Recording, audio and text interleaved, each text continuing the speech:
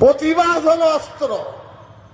কে নরেন্দ্র মোদী, কে BJP আমাদের রুটি কেড়ে নেবে?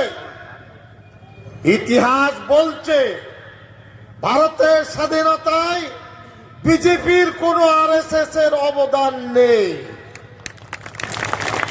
ইতিহাস বলছে ব্রিটিশের পা চেটেছিল তারা, ব্রিটিশের দালালি করেছে আরএসএস বিজেপি। ওদের কাছে আমাদের দেশপ্রেম শিখতে হবে, মায়ের কাছে মাসির গল্প। কেউ ভাবছেন তোমাদেরকে দেশ থেকে তাড়িয়ে দেব? হিম্মত থেকে গায়ে হাত দিয়ে দেখো, ইট মারলে পাটকেল ছুড়ে দেবো আমরা। এত বড় হিম্মত এনআরসি। স্বরাষ্ট্রমন্ত্রী বললেন চুন চুনকে নিকালেঙ্গে, আর আমরা বলি চুন চুনকে তোমারা হিসাব লে। হ্যাঁ, আমাদের তাড়াবে আমার দেশ থেকে? কে মশাই আপনি?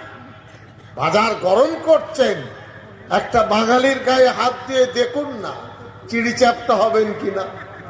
হ্যাঁ,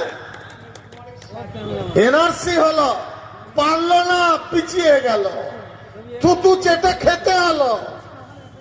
এখন দেখছে বাজার খারাপ। বাবরি মসজিদে বিচার পাইনি আমরা, আদালতে একটি ঘর ভর্তি ফার্সি ভাষায় সমস্ত প্রমাণ।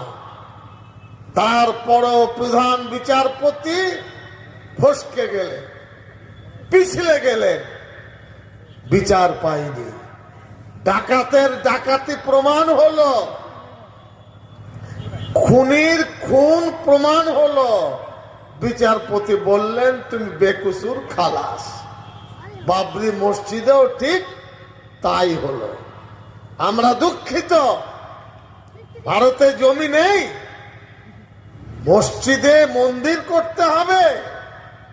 আমি দায়িত্ব নিয়ে বলছি, দেওবন্দে পড়েছি, আল্লাহর হুকুম মন্দির ভেঙে মসজিদ নয়, সম্পত্তি কিনে উপরওয়ালার হাতে ছেড়ে দাও, সেটাই হবে তোমার মসজিদ।